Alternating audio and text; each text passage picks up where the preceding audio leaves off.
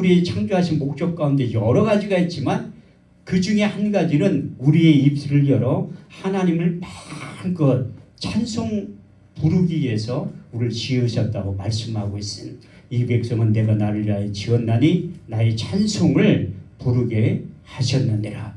그 찬양 부르는 것도 이제 찬미의 제사라고 성경은 말씀하고 있습니다. 히브리서 13장 15절 말씀을 보면 이름으로 우리가 찬미의 제사를 항상 하나님께 드리자. 이는 그 이름을 증거하는 입술의 열매가 된다고 말씀하고 있는데, 그래서 우리가 찬송 부를 때도 손뼉 치면서 박수 치면서 부르는 이유가 무엇인가 하면 성경에 그렇게 부르라고 기록되어 있어요. 시편 47편 1절 말씀을 보면 만민들아 너희는 손바닥을 치며 즐거운 소리로 외칠지어다. 할렐루야. 이렇듯이 우리가 손바닥을 치면서 하나님 앞에 찬양을 올려드릴 때 그 찬미의 제사를 드리지만 하나님 앞에 항소 한 말에 드리는 이상의 하나님이 기뻐하신다고 말씀하고 있습니다. 시편 60편 30절에 31절 말씀을 보면 이름으로 우리가 예수로 말하면 항상 찬미의 제사를 드리자. 그 이름을 입술의 열매가 된다고도 말하고 했지만 우리가 감사함으로 하나님께 찬미의 제사를 드리고 노래로 하나님의 이름을 찬양할 때 솥불 굽이 있는 항소를 드림보다 여호와를 더 기쁘시게 함이 된다고 말씀하고 있습니다. 저는 그 아이들의 찬양 소리와 우리 목사님의 찬양 인도 소리를 들으면서 이미 우리가 하나님 앞에 항소 한 마리를 다 올려드렸다고 그렇게 생각을 하는 거예요. 왜냐하면 성경에 기록되어 있기 때문에. 그래서 하나님이 받으시는 찬미의 제사가 올라가기만 하면 솔로몬에게 임했던 그 영광이 저와 여러분들에게도 임하게 될 줄 믿습니다. 역대 1장 6절에 12절 말씀에 보면 여호와 해막 앞에 있는 놋단의 위로 1000개의 생으로 번제를 드렸더라. 이 밤에 하나님께 솔로몬에 나타나 이르시되 내가 내게 무엇을 줄고 너는 구하라. 솔로몬이 하나님께 여짜오되 주께서 내 아비 다윗에게 큰 은혜를 베푸시고 나로 대신에 왕이 되게 하셨사오니 주 여호와의 영건대 내 아비 다윗에게 허한 것을 이제 굳게 하옵소서. 내게 지혜와 지식을 주사 이 백성 앞에 출입하게 하옵소서. 이렇게 듣글같이 많은 주의 백성들을 누가 능히 재판하리이까. 여호와께 솔로몬에게 이르시되 내가 부나 재물이나 존영이나 원수의 생명멸을 구하지 아니하고 내 백성을 치료하기 위해서 지혜와 지식을 구하였으니 그러므로 이제 내가 내게 지혜와 지식을 주고 부와 재물과 존영도 함께 준다고 하셨던 솔로몬에게 임했던 그 놀라운 은혜와 역사가 저와 여러분들의 인생 가운데 삶 가운데 사역 가운데 그대로 임하게 될 줄 믿습니다. 그래서 하나님은 예배자를 찾으시고 예배 한번 잘 드리는 게 그만큼 중요하다고 말씀하고 있습니다. 출애굽기 20장 24절 말씀을 보면 내게 도단을 쌓고 그 위에 너희 양과 소로 너희 번제와 화목제를 드려라. 물은 내 이름을 기념하는 곳에 내가 강림하여 복을 주신다고 말씀하고 있습니다. 예배 한번 잘 드려서 어제나 오늘이나 영원토록 동일하지 그 주님을 만나면 여러분들이 변해서 새 사람이 되어서 제2의 인생, 제3의 인생을 다시 시작하게 된다고 하신 약속의 말씀이 그대로 이루어지게 될 줄 믿습니다. 저는 예배를 드릴 때마다 항상 기대를 하고 드려요. 오늘 하나님이 나에게 어떤 영적인 자원을 허락해 줄까 항상 기대를 하는데 입으로 인정 많고 신일 많고 하나님께서 주실 때가 참 많이 있더라고요. 그래서 저희는 먼저 우리가 예배 드리는 게 육신은 피곤할지 몰라도 내 영은 살아나게 되어 있는 거예요. 살리는 것은 영이니 육은 무익함이라. 내가 이른 말이 영이요 생명이 된다고 하신 요한복음 6장 63절 말씀도 예배를 통해서 회복이 된다고 성경은 말씀하고 있습니다. 그래서 우리가 예배 한번 잘 드려서 예수님을 만나기만 하면 하늘에 속한 신령한 복이 이로부터 내려오게 된다고 말씀하고 있습니다. 그래서 우리가 이로부터 내려오는 영적인 자원이 임하면 이 세상 가운데 나가서 승리하며 하나님의 약속의 말씀에 붙잡혀 살아갈 때 반드시 승리하게 된다고 성경은 말씀하고 있습니다. 그래서 우리가 예배를 통해서 우리 주님께서 마태복음 5장 1절에 10절을 통해 약속하신 8가지의 복이 임하게 된다고 말씀하고 있습니다. 예수께서 산에 올라가 앉으시니 제자들이 나온지라 입을 열어 가라사대 심령이 가난한 자는 복이 있나니 천국이 저희 것이며 애통하는 자는 복이 있나니 저희가 위로를 받을 것이며 마음이 온유한 자는 복이 있나니 땅을 기업으로 받을 것이며 의에 줄이고 목마른 자는 복이 있나니 저희가 배부를 것이며 긍휼히 여김을 받는 자는 복이 있나니 저희가 긍휼히 여김을 받을 것이며 마음이 청결한 자는 복이 있나니 저희가 하나님을 볼 것이요 합평케 하는 자는 복이 있나니 저희가 하나님의 아들이라 일컬음을 얻게 될 것이요 의를 위하여 핍박을 받는 자는 복이 있나니 천국이 저희 것이 된다고 말씀하고 있습니다. 이렇듯이 우리가 영적인 8가지의 팔복을 받기 위해서는 우리 주님께서 약속하신 대로 너희는 먼저 그의 나라와 그의 의를 구하라. 그리하면 이 모든 것을 더해 주신다고 하신 약속의 말씀이 그대로 이루어져서 이스라엘 백성들에게 약속하셨던 땅에 속한 기름진 복은 저절로 찾아오게 된다고 말씀하고 있습니다. 요한 3서 2절 말씀을 보면 사랑하는 자 내 영혼이 잘된 같이 내가 범사에 잘되고 강건하기를 내가 간구하노라. 그 영적인 게 회복이 되면 이제 육신적인 것은 저절로 따라오게 되는데 유대인들에게 이스라엘 백성들에게 아니 우리에게 허락하여 주셨던 신명기 28장 1절에 12절 말씀이 그대로 이루어지게 될 줄 믿습니다. 너희는 너희 하나님 여호와의 말씀을 삼가 듣고 오늘날 내게 명하는 그 모든 명령을 지켜 행하면 내 하나님 여호와께서 너를 세계 모든 민족 위에 뛰어나게 하실 것이라. 너희가 내 하나님 여호와의 말씀을 순종하면 이 모든 복이 내게 임하며 내게 미치리니 내가 성에서도 복을 받고 들에서도 복을 받을 것이며 내 몸의 소생과 내 토지의 소생과 내 짐승의 새끼와 우양의 새끼가 복을 받을 것이며 내 강조리와 떡반죽 그릇이 복을 받을 것이며 내가 들어와도 복을 받고 나가서도 복을 받게 될 것이라.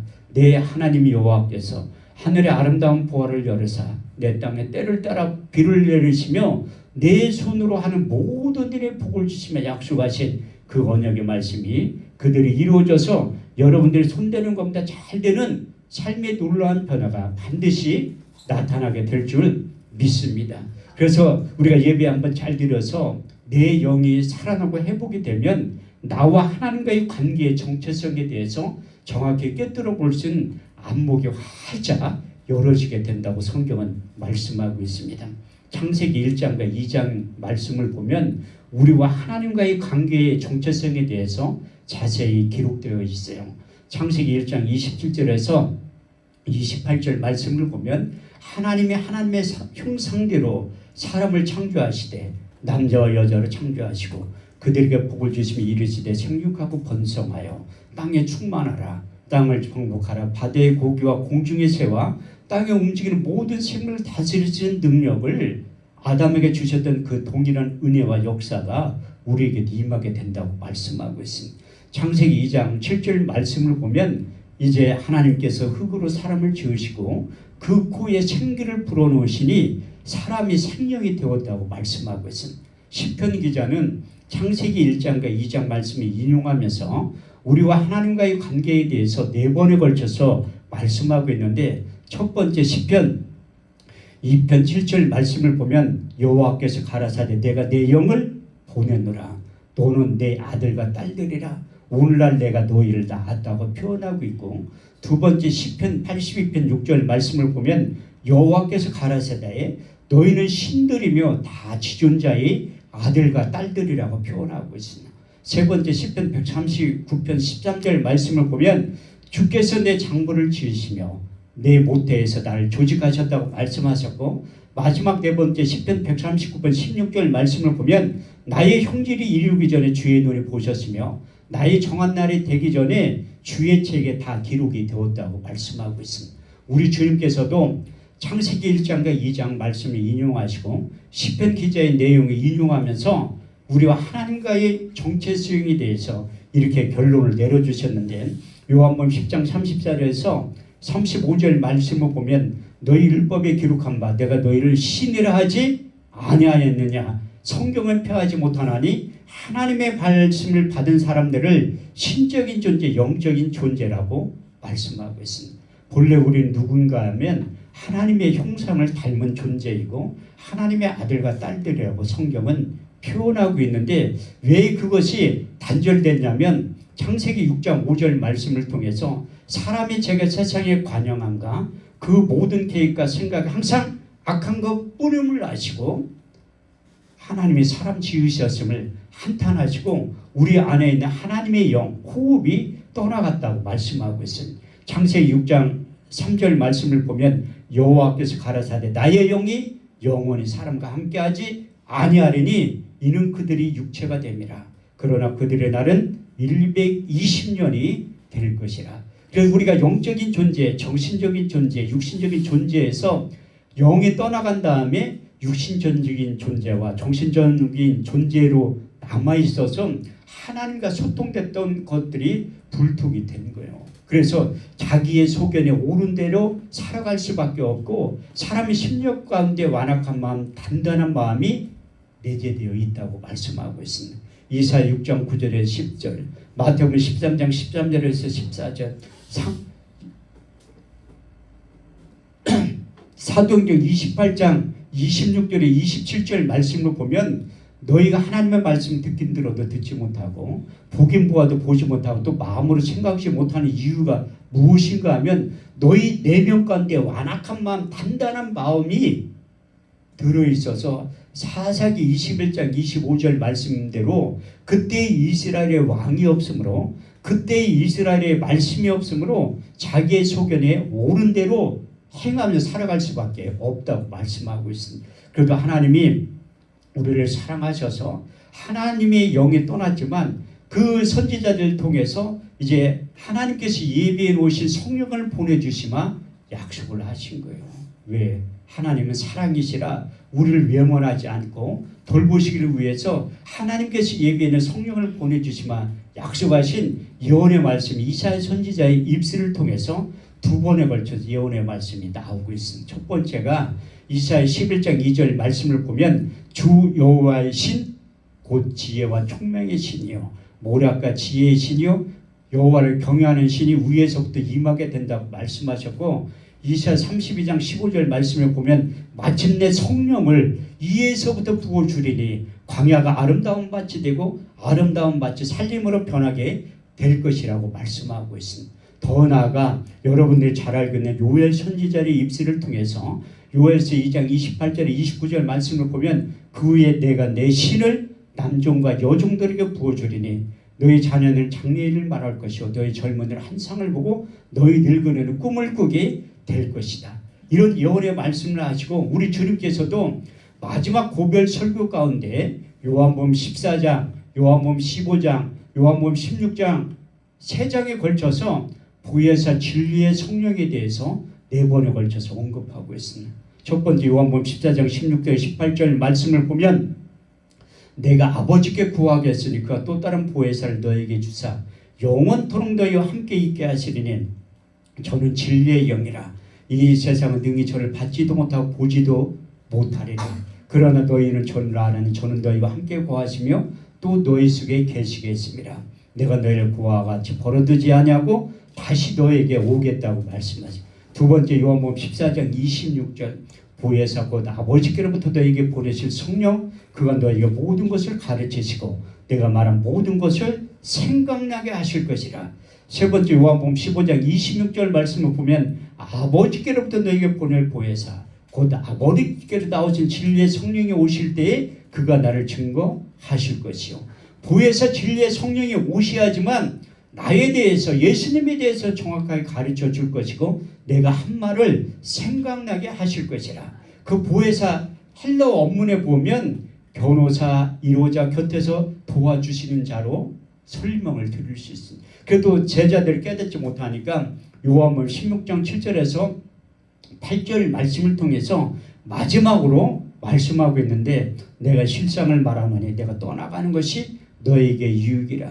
가면 내가 보혜사를 너에게 보내리니 그가 와서 죄에 대하여 의에 대하여 심판에 대하여 이 세상을 책망하시리라. 죄에 대하면 너희가 나를 믿지 아니하며 의에 대하면 내가 아버지께로 가서 너희가 나를 다시 못 참으며 심판에 대하면 이 세상 임금이 심판을 받았다고 말씀하고 있습니다.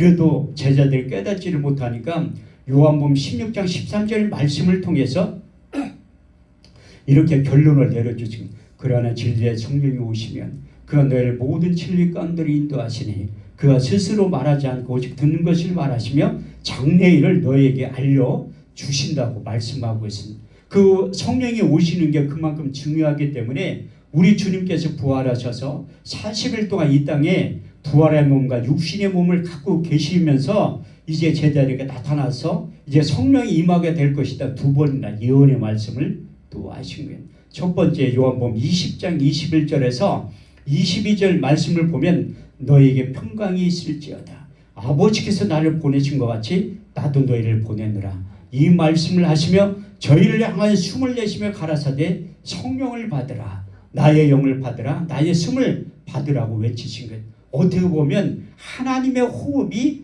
두 번째 등장하고 있는 거야. 창세기 2장 7절 말씀에 하나님은 흙으로 사람을 지으시고 그 코에 생기를 하나님의 성 르아를 불어넣었다고 말씀하고 있습니다. 우리 주님께서 부활하셔서 이제 제자들에게 성령을 부어주셨다고 말씀하고 있습니다. 두 번째는 사도행전 1장 4절 5절 말씀을 보면 사도와 같이 모이사 저에게 분바하여 가라사대 예루살렘을 떠나지 말고 내게 들은 바 아버지의 약속하신 것을 기다려라. 요한은 물로 세를 베풀었으나 너희는 몇 달 못되려 성령으로 세를 받게 될 것이다. 이 예언을 말씀을 하시고 승천을 하시면 그때 마음을 가져 전혀 기도에 힘썼던 120명의 사람들이 이제 기도할 때 성령이 임하게 됐다고 말씀하고 있습니다. 제가 왜 이 본문을 가지고 설교를 하냐면 이 약복강 기도원에도 마가의 오순절 다락방에 임했던 성령이 임하기만 하면 그 놀라운 역사가 이 약복강 기도를 통해서 반드시 다시 한번 하나님께서 일하신다고 하신 약속의 말씀이 그대로 재현되게 될 줄 믿습니다. 그래서 마음을 같이하여 전혀 그 우리 주님께서 성령을 보내지만 약속하셨고 승천하신 모습을 500명의 사람들이 봤는데도 그 잠깐 동안에 380명의 사람들은 흩어지게 된 거예요.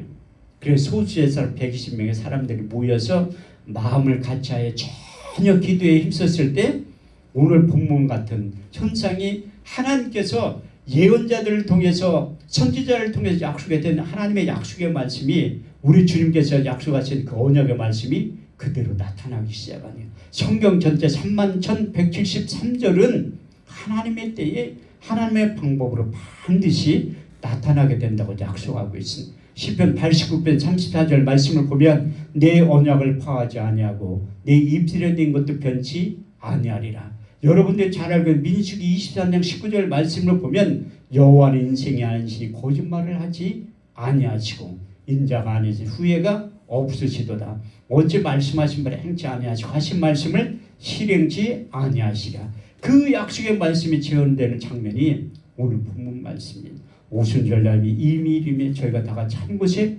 모였더니 호련히 하늘로부터 급하고 강한 바람 같은 소리가 있어 저희 앉은 온 집에 가득하며 불의 혀같이 갈라지는 것들이 저에게 보여 각 사람의 이마에 했더니 저희가 다 성령이 충만하여 성령이 말하게 하심을 따라 다른 언어로 말하기 시작하니라.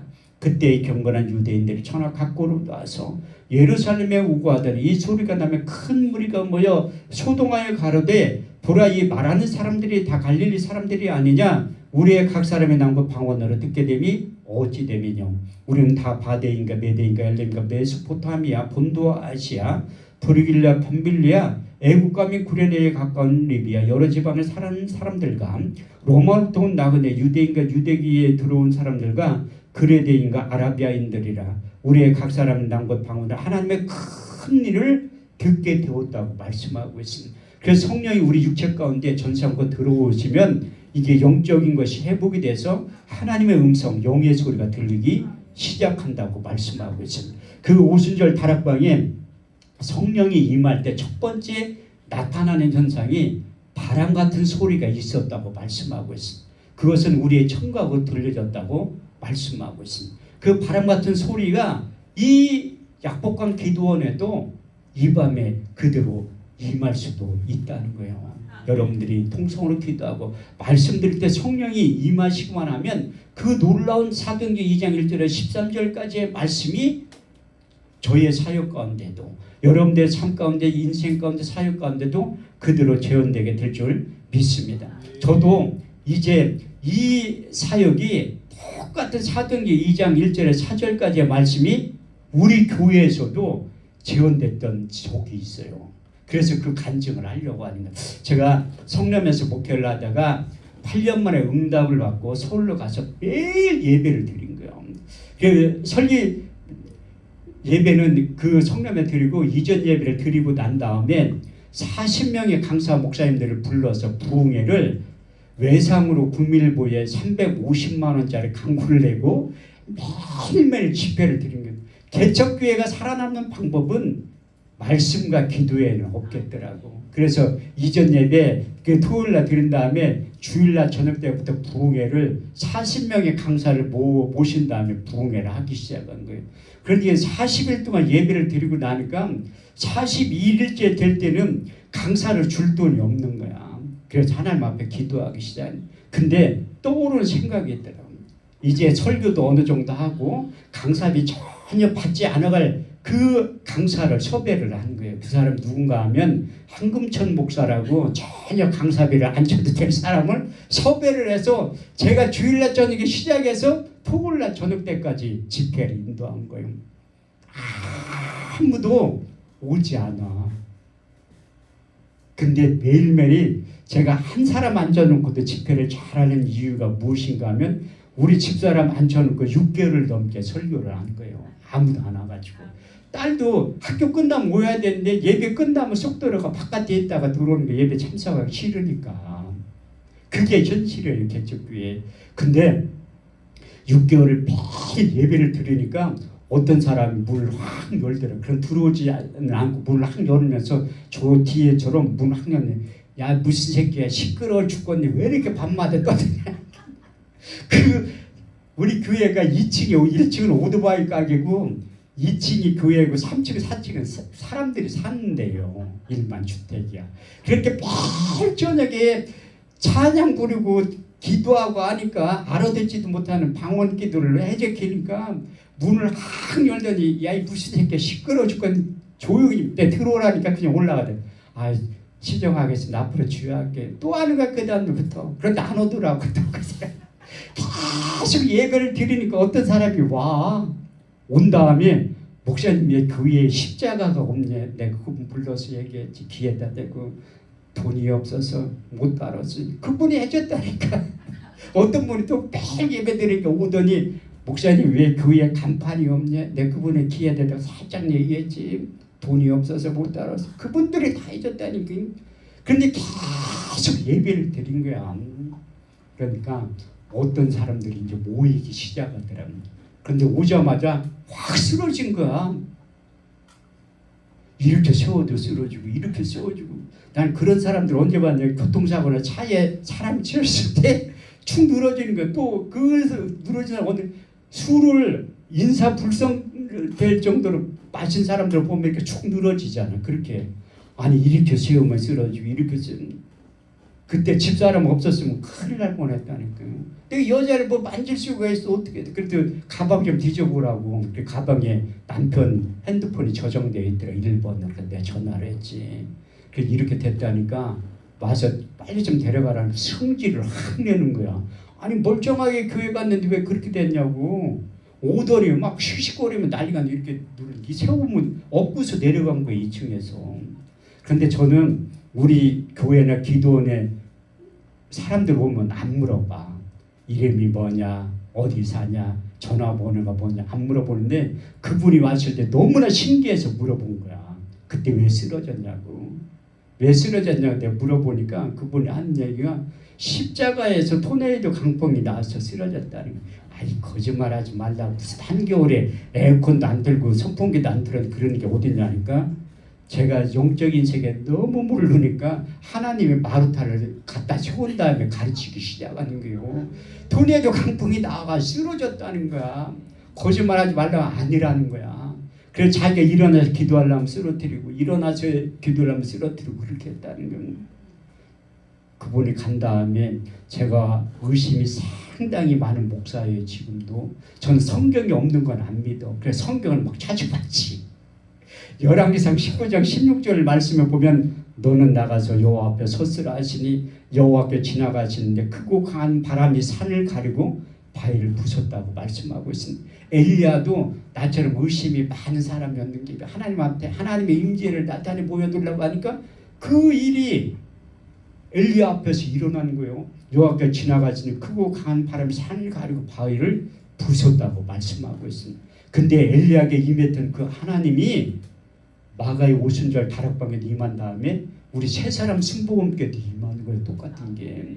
그래서 성경은 어제나 오늘이나 영원토록 동일하시다고 말씀하고 있습니다. 두 번째 나타나는 현상이 불의 여같이 갈라지는 것이 보여 각 사람이 임하여 있더니. 그래서 우리가 청각으로 듣다가 눈으로 보는 거예요. 안목이 열어지면 지금도 하나님께서 일하시고 역사하시고 기름 부음이 이 약복강 기도원 안에 임하게 된다는 것을 여러분들의 안목이 열리면 활짝 열리면 그때가 되면 다 보게 된다는 거예요.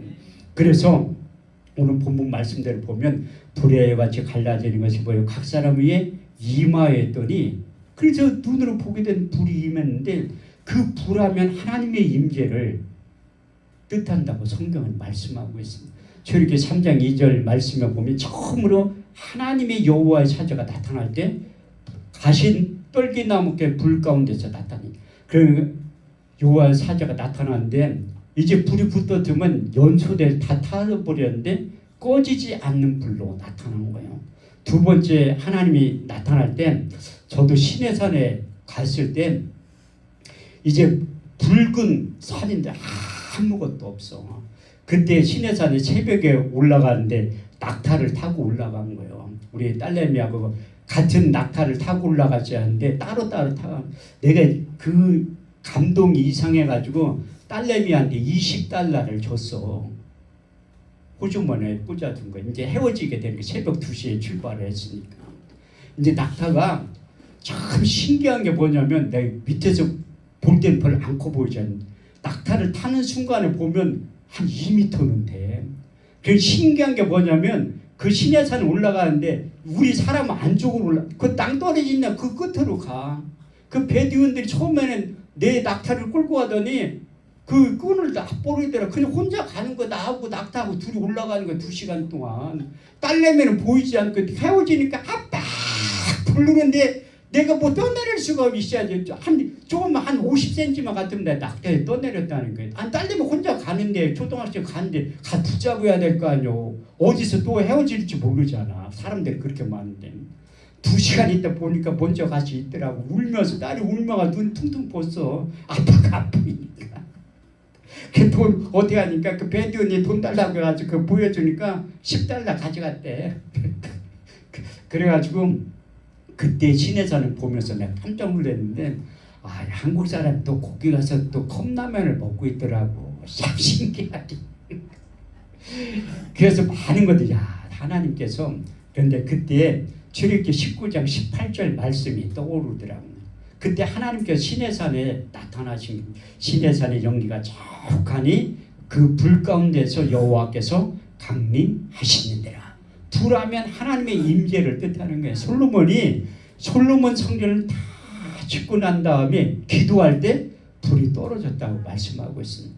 역대하 7장 1절에 3절 말씀을 보면 솔로몬이 기도를 마치면 불이 하늘에서부터 내려와서 그 번제물과 나무를 세우고 도랑염을 핥았다고 말씀하고 있습니다. 그래서 그 솔로몬이 기도할 때 안 되게 착각했는 그건 엘리야가 갈멜산에서 능력 대결할 때 그 나타났던 현상 솔로몬이 기도를 마치면 불이 하늘에부터 내려와서 그 번제물과 제물들을 사르고 여호와의 영광이 여호와의 전에 가득함으로 제사장이 능히 그 전에 들어가지 못하였고 이스라엘 자손 불이 내리는 것과 여호와의 영광이 여호와의 전에 가득한 것을 보고 박석간 땅에 엎드려 여호와께 경배하여 이르기를 선하시도다. 그 자비하심이 영원히 있도다. 이렇듯이 솔로몬도 기도할 때 불이 떨어졌다고 말씀하고 있습니다. 불하면 솔로몬보다 더 떠오르는 인물이 있다는 게 엘리야가 이방 신들하고 능력대결 펼칠 때 나도 그 갈멜산에 가봤을 때 한번 상상을 해본 거예요. 열왕기상 18장 말씀에 내 생각 속에 끄집어내가지고 야 여기 요즘 말로 표현하면 박수무당 850명하고 목사 한 사람하고 능력대결을 하는 게 능력대결. 얼마나 장관 그 850명이 모여가지고 굿한다고 한번 생각을 해봐요. 이 굿하는 사람들이 몇 사람만 모여 굿해도 난리가 나는데 850명이 모여가지고 굿을 한다고 한번 상상을 해봐야 대단하지.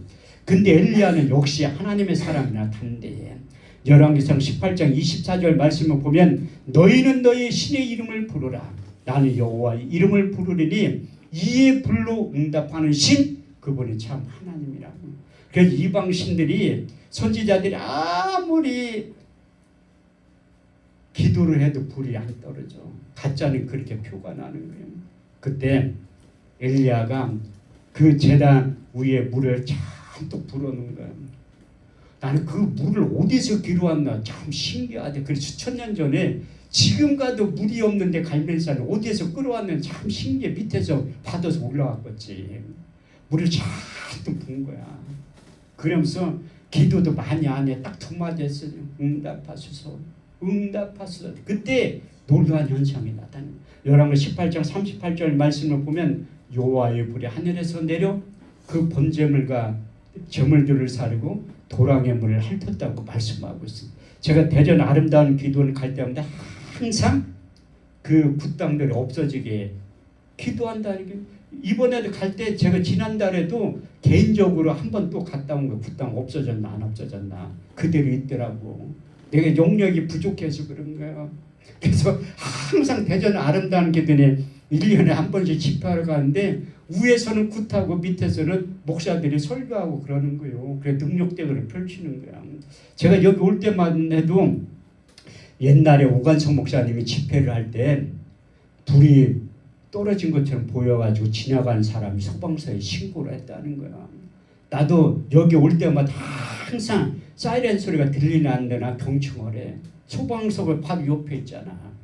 근데 그만큼 능력이 없다는 거지. 오관성 목사님이 하나님이 한금천 목사의 하나님이고 엘리야의 하나님이 솔로몬의 하나님이 한금천 목사의 하나님이 똑같은데 누구는 불을 끌어내리고 누구는 안 내린다는 거야. 그래서 제가 더 분발을 하려고 하는 거예요. 이 말씀을 준비하면서. 그래서 하나님께서 이 성령이 임할 때 나타나는 현상이 이제 불의 혀같이 갈라지는 건 눈에 보이지만 이제 제가 그 나타난 현상이 하나님이 또 마르타 중국 진숙녀 선교사를 보낸 다음에 그런 현상이 나타나게 만든 거예요. 우리 교회에서 순복음교회라 주일날도 방언 기도를 많이 해. 통성 기도를. 그런데 그 어떤 분이 지나가다 들어온 거야. 그 방언 통성으로 기도하는 소리를 듣고 들어와서 예배를 참석하는데 막 일어나 기도를 하는데 막 쓰러지더라고. 3번이나. 난 그분도 참 신기하다. 우리 교인들은 한 번도 쓰러지는 사람 없는데 지나가는 여자가 와가지고 3번이나 쓰러지는데 내가 이렇게 손 들고서 기도해. 그냥 지금도 이렇게 기도해. 근데 3번이나 쓰러진다면 다 끝나고 난 다음에 내가 너무 신기해서 물어봤어. 왜 쓰러졌냐고. 그러니까 자기 소개를 하는데 자기가 중국 선교사 진숙녀인데 이제 그 중국이 하도 추워가지고 살에 얼음이 배기는 병이 걸렸대. 그걸 치료하러 왔는데 이제 출국 날짜를 가까우는데 그게 고침을 받지 못했다는 거야. 근데 목사님이 기도해주면 꼭 낫을 것 같대. 왜 낫을 것 같냐니까 자기가 3번 쓰러졌는데 목사님 손 들고 기도할 때 손에서 불이 나와가지고 자기가 쓰러졌다는 거 맞아가지고 내가 거짓말하지 말라고. 우리 교인들도 아이고 우리 목사님 능력도 하나도 없는데 뭘 그런 일이 설마시리냐. 나는 그런 거 언제 봤냐면 옛날에 동춘 서커스 할 때 그 마술사리 이렇게 불 던지는 거 그런 거나 봤지 내 손에서 불 나가리라고 내가 무슨 생각을 하겠습니까. 근데 그분이 하도 기도를 해달라고 하길래 아이 같은 목사끼리 무슨 기도하냐고 선교사님 알아서 혼자 하면 되지 그랬더니 꼭 해둘래. 그래서 이제 기도를 딱 하는데 그분이 팽이 돌듯이 막 떼굴떼굴 불러다니더라고요. 그 놀라운 현상을 일어나던 다 나신 것 같대. 그건 내 믿음이 아니라 그 사람 믿음이에요. 제가 아프리카 3번 갔다 와서 흑인들 앞에 70번을 넘게 설교를 했는데 그 사람들의 믿음으로 역사가 많이 나타난 거야. 저는 이게 믿음이 있는 게 아니야. 그 사람들이 예배 한번 참석하려고 기본이 5시간을 걸어서 와요. 차비가 없어. 버스도 없으니까. 심지어 10시간 걸려서 오는 사람들도 있어. 아니 그렇게 사모하면서 걸어오는데 누가 얘기해드려도 은혜가 되지 믿음으로 다 받아들이는데, 특히 생전 보지도 못한 동양 사람이 와서 설교를 하는데 얼마나 은혜. 저도 어렸을 때 흑인들이나 백인들 보면 얼마나 신기했는데, 나 처음 갈 때 애들이 와서 만져봐 이렇게 얼굴을 신기하니까 원숭이 보듯이 이렇게 만져보더라고. 동양 사람은 처음 봤으니까. 나도 흑인들을 그렇게 가까이 지낼 기회가 어디 이렇게 아이들 이렇게 만져보니까 피부가 엄청 맹글맹글하더라고. 아, 너무 신기해. 그런데 흑인들이 참 신기한 게 뭐냐면 잘 때 홀떡 벗고 자. 그래서 남자들하고 같이, 나는 선교사님 나 훈련시키려고 그랬는데 호텔 같은데 한 번도 가본 적이 없어요. 현지 흑인들하고 같이 벗고 자고 한 거야. 3번 갔을 때 한 번도 구경도 한 번도 안 시켜주더라고. 그냥 고생만 한 거야. 거기 와서 내가 오죽하면 3번 갔다 와서 치아가 다 상실됐다고 내가 간증했더니 이빨 다 뽑았어요. 3번 갔다 와서. 이거 가짜 임플란트 16개 심은 거라니까. 그만큼 고생을 했는데도 기쁨이 항상. 그래서 거기에서 이제 그 집회를 할 때 안수를 하면 다 쓰러져 흑인들이. 나중에 알고 보니까 내가 능력이 드디어 임했나 하니까 나중에 곰곰이 생각해보니까 흑인들의 믿음으로 쓰러지는 거예요. 다 그만큼 사모함을 입고 왔으니. 그 진숙녀 선교사님도 그분의 믿음으로 나선 거예요. 내가 뭐 능력이 있어서 나선 게 아니라 하나님께서 일하시는 그 모습을 보고. 그래서 저 안수 기도를 할 때도 항상 얘기를 하잖아. 안수 기도에도 3박자가 있는 거예요. 안수하는 목사의 능력이 있어야 되고. 제가 8월 초에 요즘에 최근에 그렇게 무주 누리다 힐링 센터에 가가지고 한 80명을 안수했어요. 한 3시간 동안. 예배 끝나고 나서. 허리 끊어지는 줄. 나중에 허리가 아파가지고 위치 앉아가지고 이렇게 했다는 게. 그분들이 사모함이 있는 거예요. 내가 능력이 돼서 하는 게 아니라 흑인들도 마찬가지야. 그래서 내가 안수하기 직전에 얘기를 했지. 안수기도도 3박자가 있다고. 첫 번째 안수하는 사람이 능력이 있어야 되고, 그거보다 더 중요한 것은 안수받는 사람이 믿음이 있어야 되고, 그거보다 더 중요한 것은 하나님이 역사를 하셔야 돼요. 그때 놀라운 역사가 나타나는데, 저도 여기 대구 주암산 기도원에서 5번 집회를 했거든. 처음에 올 때 나는 깜짝 놀랐어. 주차장에 차들이 그렇게 많아가지고, 야, 유명한 강사가 와서 그런가 사람들이 이렇게 많이 왔구나.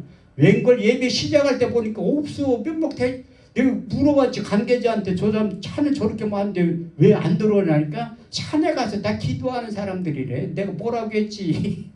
아니 여기 와서는 기본적인 예배는 드려야지. 예배 끝나고 산에 가서 기도하든지 해야지. 맞아, 산에 가서 기도. 그럼 주차장 곧다 세우지 말아야지. 기도원에 영지역집에 곧다 세우고. 내가 막 뭐라고 했. 그래도 그 다음날부터는 오더라고. 그래서 안수기도 받을 사람 나오라니까 한 명도 안 나와. 난 경상도 사람 특징이 그때 아는 거야. 딴 데 가서 기도 받을 사람 나오라면 그래도 절반은 나오는데 한 명도 안 나오더라고. 같이 따라온 그 특송자가 나오니까 그때서 이제 한두 명씩 나오더라고. 대구 주암산 기도원에서요 5번 집회하면서 안수기도를 상당히 많이 했어요. 그때도. 제가 능력이 있어서 하는 게 아니라 그 사람들 믿음으로 역사가 나타난 거예요. 그 성령이 임할 때 나타나는 현상 3번째가 무엇인가 하면 사도행전 2장 4절 말씀이, 저희가 다 성령의 충만을 받고 성령이 말하게 하심을 따라 다른 방언으로 말하길 시작하니라. 이것은 1시간 동안 설교해야 될 것 같아가지고 내일 하려고 해요. 내일 오전에. 그래서 제가 예고편으로 말씀드리는데, 제가 방언 기도에 대해 설교를 가장 자신 있게 하는 부분 중에 하나요. 그래서 여러분들 내일 오전 오시면, 왜 성령이 임하면 하나님께서 하시는 첫 번째가 무엇인가 하면 우리의 혀를 장악하는 거예요. 야고보서 3장 8절 말씀에 보면 혀는 능히 길들일 사람이 없나니 쉬지 않은 악이요 죽인 독이 가득한 거라고 말씀하고 있습니다. 그 방언기도가 김유현 씨가 쓴 책에 보면 하늘의 언어라고 말씀하고 있습니다. 우리가 방언기도할 때 우리 육신의 생각을 다 틀린 것 같지만 원래 언어는 하나예요. 창세기 11장 말씀을 보면 1절에 보면 온 땅의 언어가 하나요 구음이 하나였다고 말씀하고 있습니다. 그런데 왜 바벨탑 사건을 통해 하나님이 언어를 혼잡하게 만든 거예요. 그래서 언어가 통하는 사람들끼리